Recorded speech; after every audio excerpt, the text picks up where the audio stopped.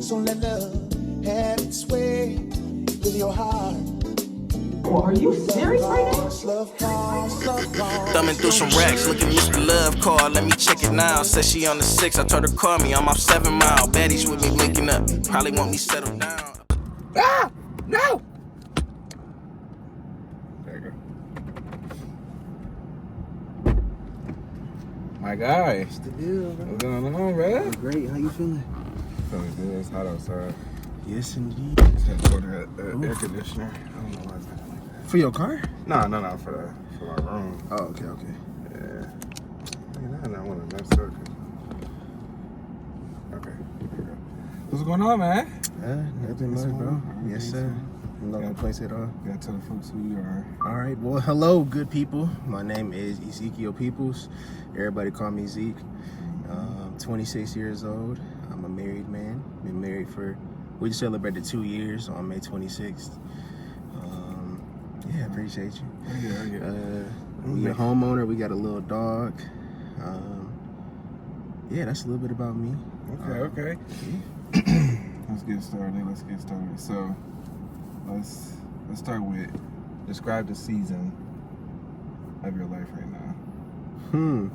It's funny. I actually was just talking to somebody about this. Cool. So right now, I am in a season of taking care of home first and being prepared for the things to come. So,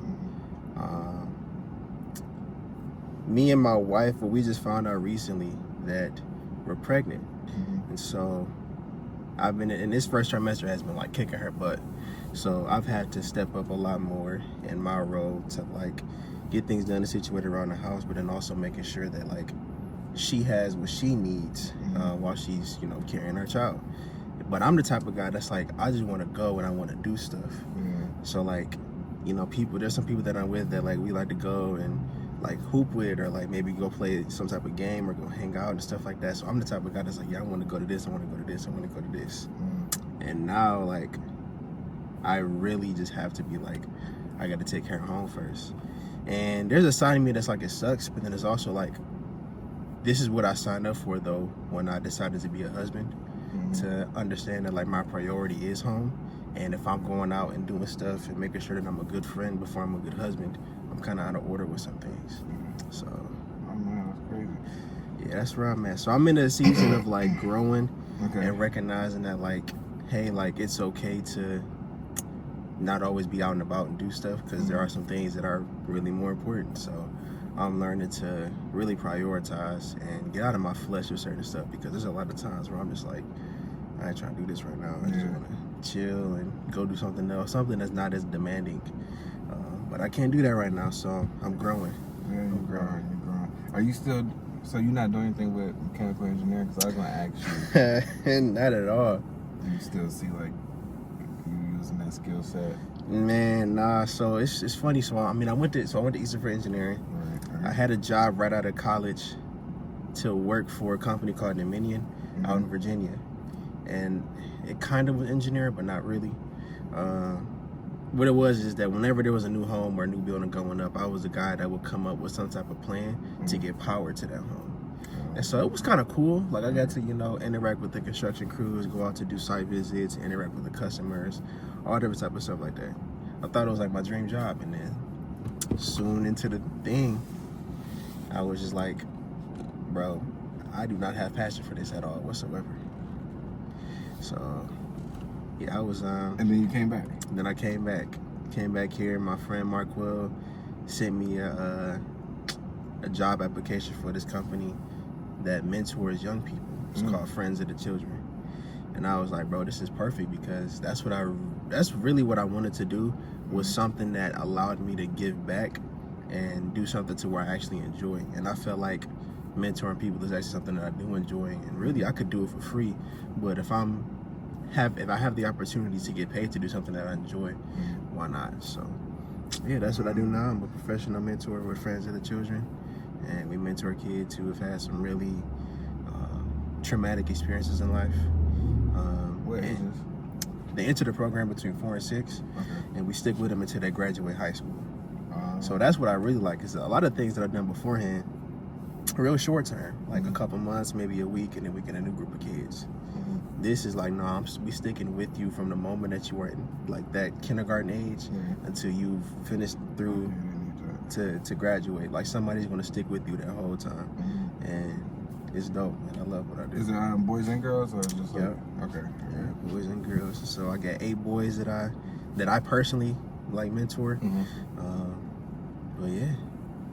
Is it like, do they have to be 4 to start? Like, can they be like a little bit older? Yeah, because our model is 12 plus years, so they have to enter between 4 and 6. Oh, okay. And that's been kind of like a challenge because there's a lot of people that's like, hey, my son is 9, can he enter the program? About my brother. Yeah, and I'm just like, I wish I could, but that's just not like, it's not how we work. But there are other things out there, you know, like I think Big Brother, Big Sister is another like well-known thing that people talk about. One of my best friends, she worked with them at IPSI. Yeah.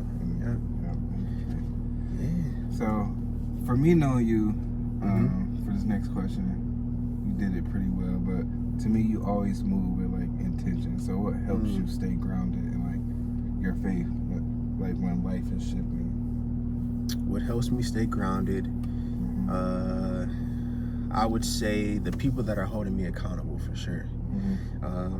So like, I mean, I definitely have moments all the time where I'm just like, I don't feel like praying, or I don't feel like reading my Bible, or I don't even feel like going to church, whatever it may be. But then I just have moments of like, I mean, I do have people that check in on me to like make sure like I'm doing what I need to be doing in terms of like being a good, you know, believer, or just being a good person overall. But then I think about it like in the sense of if I'm in a relationship with my wife and I'm just like, you know, I don't feel like spending time with you today. I don't feel like doing date night. Like, I do have those moments, but what happens to our relationship if I constantly have those moments of like, yeah, I don't feel like doing this, so I'm just not going to do this.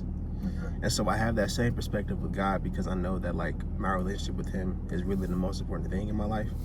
And so if I'm like, you know, I don't really feel like doing this, I'm not going to do that, it'll show with not only my day-to-day life, but then also my relationship that I have with God. Like, I'll start to feel that distance because I'm really not spending time with him. And so we have to look at that like we look at really any other relationship. The less time that you're spending with this person, or the more you have a negative mindset or attitude towards someone that you really want to go closer with, is going to show. So. Oh man, and do you think? Because I was thinking about it. I was gonna ask you the other day when I was preparing questions. A lot of people, and I thought about this myself because I did it before. Yeah. I changed it. But like just going to Bible study and just going to church only isn't enough. You have to do more work outside of those 2 days. Absolutely, yeah.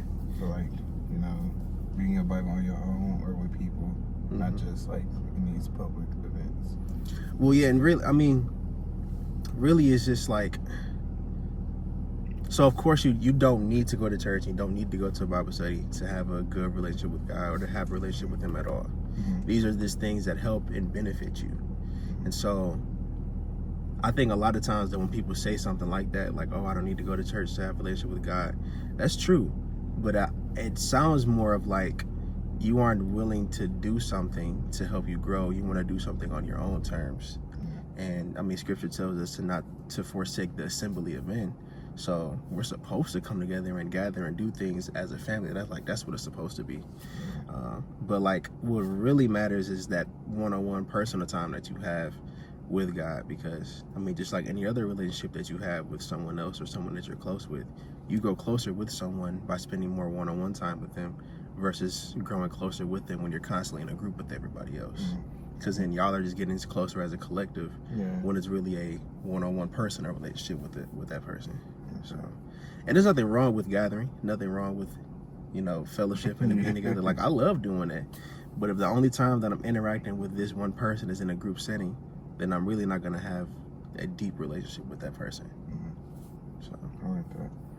So how do you protect your peace and purpose in a world that often like pulls us in different directions? Honestly, man, I feel like I'm still kind of learning that, how to protect my peace, because I'm the type of guy that's like, I kind of say yes to everything, or like I'm always down to do something, to where I'm now spreading myself thin, trying to like do all of these things, fit all of these roles, and just be that guy that's like, yeah, I'm down, I'll do whatever. It's almost like I've heard it in a song before.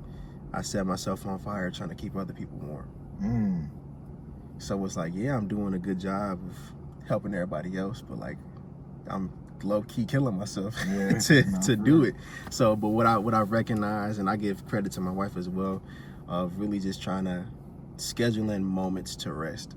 Like, I think we always, like, we're scheduling things to do, or we make time for the things that we really want, and we should also make time for the things that we really need. So I need time to myself. I need to be able to just, like, chill and take a nap, or pray and meditate, whatever it may be, listen to some music. Like, I need to have that time set aside for myself.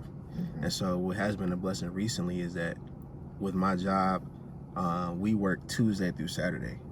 So Sundays and Mondays, I'm off. And my wife, she works Monday through Friday. So Mondays is the one day that I have literally to myself. And that's the day where, like, I can recharge, I can recover, I can get that peace that I need. But what I see myself doing is, like, using that Monday to do other stuff. Oh, now that I'm free, I can go meet with this person, I can go over here, I can do this, and now I'm busy again.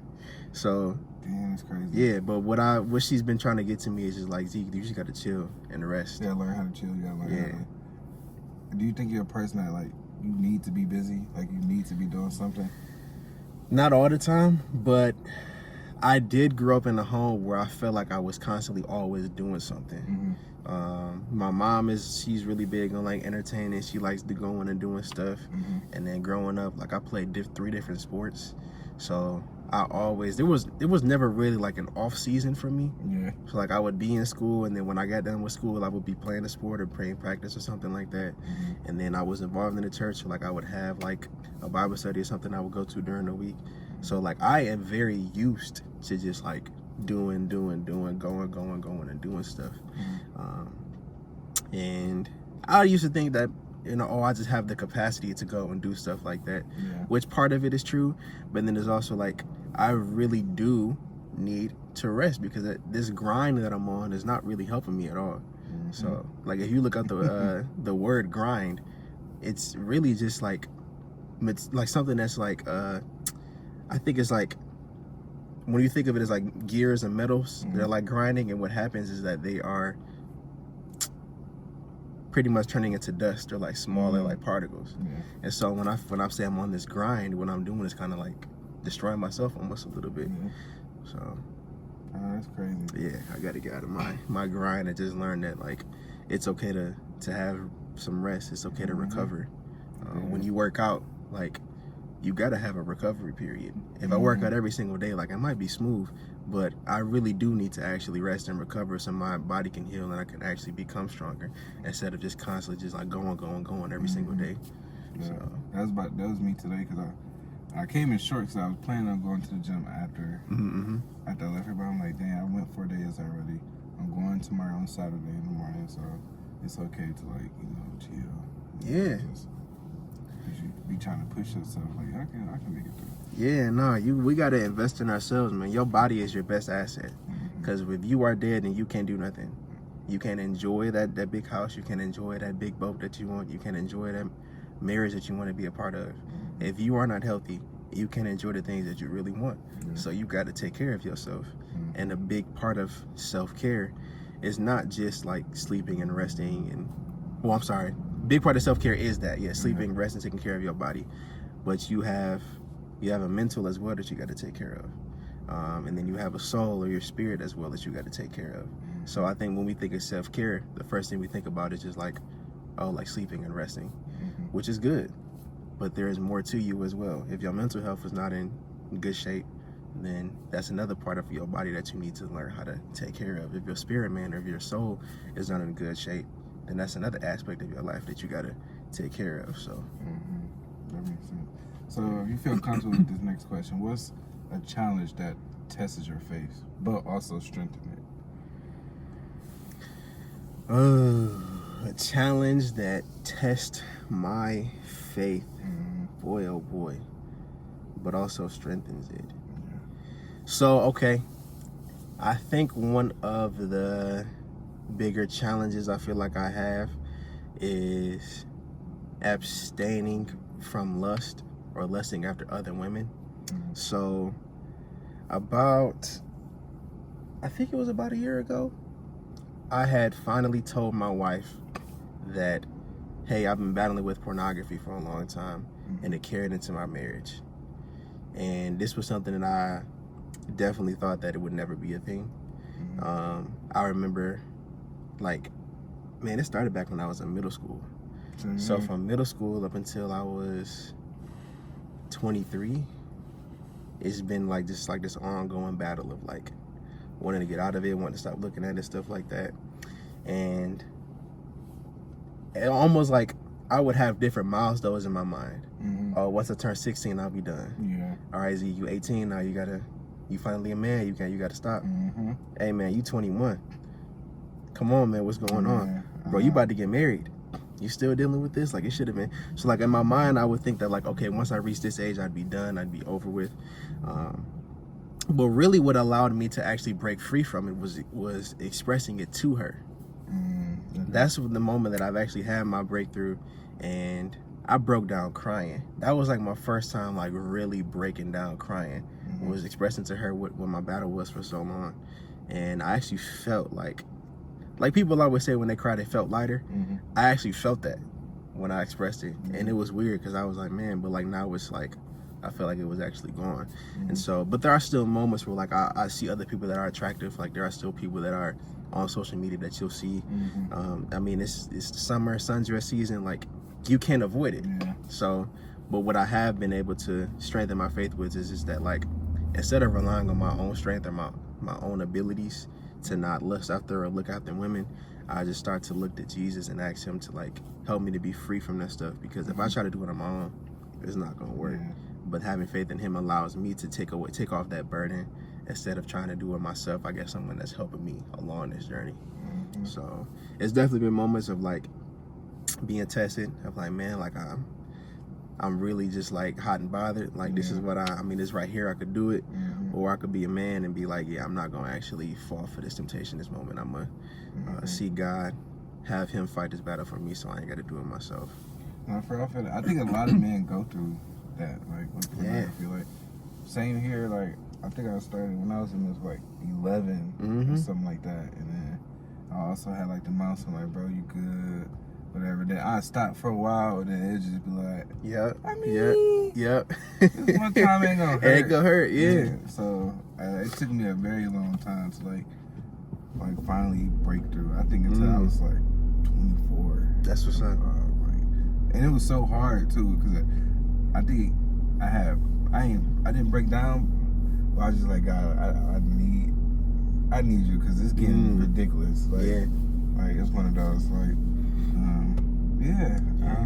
I think a lot of men need to like be around this type of positivity where they can express that, because a lot of people are dealing with that in the dark. For sure, and I think the reason that we deal with it in the dark so much is that because there's a lot of shame to it, and when you are in that shame or in that guilt, the devil really is able to manipulate and do some things with you. So you'll start believing lies of like, oh, you're not worthy of God's love, or like you're gonna deal with this for the rest of your life. It's just you, ain't nobody else in this world, battling with this. And I don't know what it is, bro. It's kind of weird to me. I'll never understand it, but I'll just continue to accept it. But there is something freeing when you recognize that somebody else is battling with the same thing that you're going through. Like the battle ain't over, but there's just some hope. That's like, oh snap, I'm not the only person that got this going on. Like it's not just me. So yeah, the more that you're open about the things that you're going through, the more freedom that you can experience in that. So the more that you hold it in, the more that you try to hide it, what you're doing exactly is not helping you at all. And so that's what I thought that I was doing when I wasn't telling my wife about it. I'm thinking I'm helping her out, because if I tell her, it's gonna hurt her feelings, and she gonna think that she's not valuable enough, she's not worthy of my love, or that she's not attractive, all this different type of stuff. And what I found out is that she was more hurt about me not telling her instead of me actually telling her, because she thought that she wasn't valuable or worthy enough to know about something like that. So, and I think, and also another thing too, with like our close relationships that we may have with people, like I think if we have some really good friends, then they should be worthy enough to know what it is that you are going through, if they're going to be the type of person that's going to help you with what you're going through. So I feel that. I'm definitely glad I got over it. I either had I had to go on like my Instagram as well, and I had to like just unfollow certain people, bro. I unfollow like 2,000 people in like 2 days. I'm like, that's good though, bro. Like, that's what's up. And that's just not. It wasn't like all like just people naked, but it was just like the stuff that people were doing. Yeah. And I would see it, and then it make you want to maybe comment or something like that. So like, I really had to do that, and then I had to like, I just started searching up like stuff in the search bar so it could change my algorithm. Yeah, bro. Yes, bro. Because what I don't like about Instagram is that like, I don't know what it is, but there'll be times where I'll be like, I'm not interested in this post. I'm not interested in this post. And I would still see stuff like that. I'm like, bro, this ain't it. Bro, this is not it. I had to do it on like Facebook and everything. Yeah. So I would intentionally like certain stuff, potentially search certain things, or like, oh, this is what I am interested in. Hopefully you'll start showing me this stuff. So I don't, and it don't be working. So that's crazy. I don't know. It's next one. If someone's watching this and feels lost right now, what would you say to them? Ooh, feels lost. I would tell them that there is hope, but you're also not the only person who feels lost. Like, there are a lot of people who can be quote unquote found and still have those feelings of being lost. There are a lot of people who have like a community, who have a circle, who have family, can still feel like that they're in like solitude or feeling lonely. So if you feel lost, you're not alone. Know that there is hope in Jesus, and you don't have to be lost. You can be found. So be optimistic for sure. Don't dwell on it as much as you may, and try to find someone or people that'll help you not be lost. So, what's something God is currently teaching you that you didn't expect? Something that he's currently teaching me that I didn't expect. Well, I'll say that I feel like what he's currently teaching me is that being inside of his will is the best place to be in. And at first for me, it was something I was like, yeah, I know, I get that, I understand it. But, okay, I'll explain it like this. All of my life, people have told me that like, oh, like Deacon Zeke, Pastor Zeke, Brother Zeke, or whatever, just like kind of jokingly saying that I'm gonna be a pastor or that I would be some type of motivational speaker. And for the longest, I was just been like, bro, I'm not trying to hear that. I don't want to do that. Like, just because I got a great relationship with God, like, that don't mean that I'm going to be a pastor or whatever. But then I started recognizing or just kind of dwelling on it. And I was like, well, if that really is what God has for me, why would I not want what he has for me? Like, why would I not want something that God is calling me to do if I know that if I'm being obedient to him, that is the best place for me to be at? So whatever it is that he has for me or has for anyone, like, being obedient to that is better than you trying to do your own thing, because then you're outside of his protection, outside of his grace, and outside of the ability that he's going to give you to be able to execute that exact thing that he wants you to do. So like right now, I may not feel equipped to, stand up in front of a group of people and say some things every single Sunday. But if that really is what I'm supposed to do, then I'll have to say yes to that, and then he'll be able to equip me so I can do those things. So what you'll see throughout scripture a lot is that God doesn't necessarily call the people that are qualified for the position. He'll qualify them. He'll qualify those that he is calling to do so. So yeah, that's been like my hope, and then my reminder is that God does not call the people that are qualified, but rather he qualifies the people that are called. I like that. Yeah. So as I wrap it up, I've been doing this thing at the end where I ask the guests to you know, speak into existence, pray into existence. What is something that you want to achieve next year or in the upcoming? Yeah. Like anything. Like mine is, I want to have endorsements for the podcast in like 1.5 years. Like that'd be smooth. Yeah. Just at least one person. Like it could be Taco Bell. Right. Right here, just something just to show, like, you know, if we move forward, and also just touching people. So like the main thing of the podcast is for people to see there's different type of people in the world, and they can see or hear one thing that you say that can motivate them. So like I have people from tech, I have some artists, so like maybe somebody started something and they quit, and then this can lift them up to like start again. Maybe they lost courage, or even right here, maybe somebody is lost and need, you know, God or seeking God, and this can be the motivation thing for them to, you know, for sure, take a step.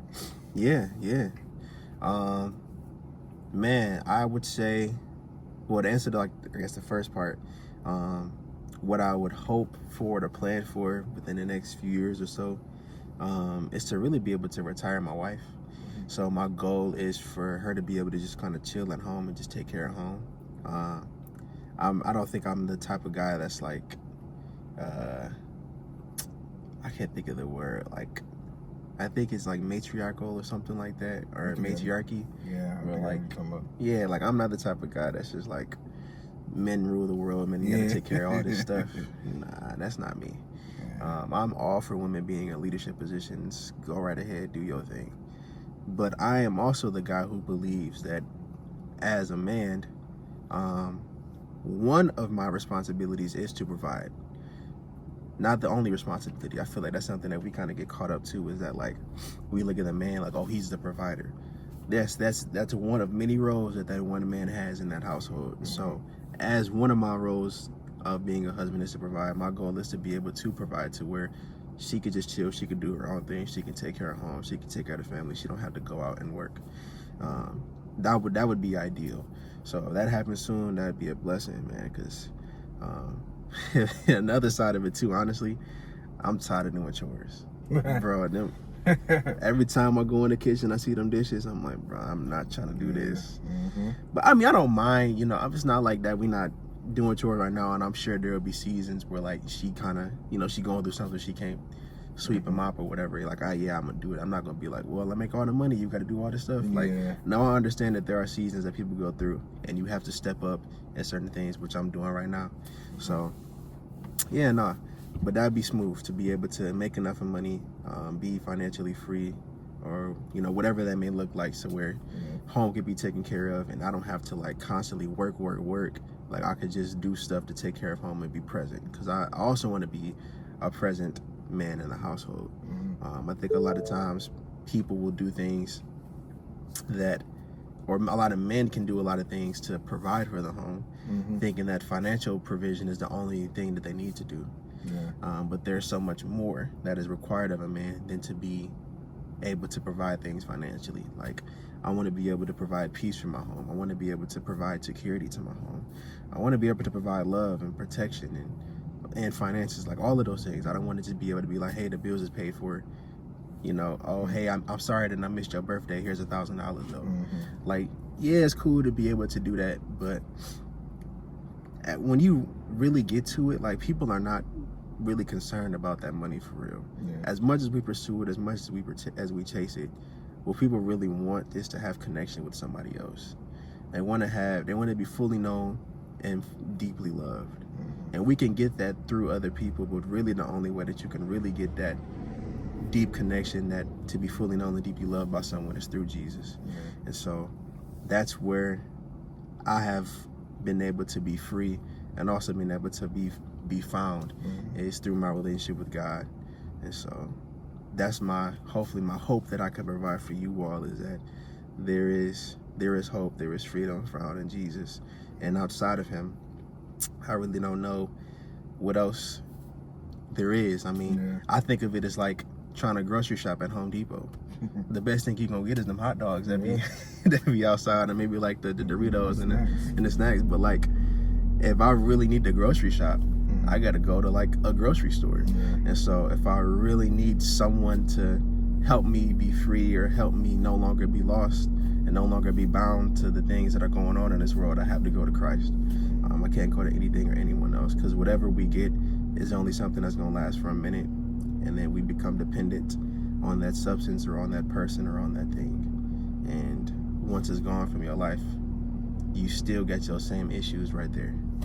So, but because he is forever, you will always have someone. I like that. And for someone, last question, for someone that's like, yes, they seeking God, they seeking Jesus, but they're trying to get started in their Bible. And, you know, a lot of people can get lost in it because it's like so much to read. It's a lot. What would you recommend someone to like start at, like, or for what chapters to start at? Then they can get in their groove. I mean, so to actually give you somewhere to start at, I think a very good book to start at is John. If not the book of John, then you can start at the book of James. But the biggest thing is to actually start. I think we get so caught up about like, oh man, there's so much, where do I start? Well, just start anyway. Like if I'm trying to work out, oh man, where do I work out first? Just start working out. Like you'll eventually, you know, learn some things, figure out some stuff. But if you're just paralyzed about where I'm going to actually start at, then you'll never begin.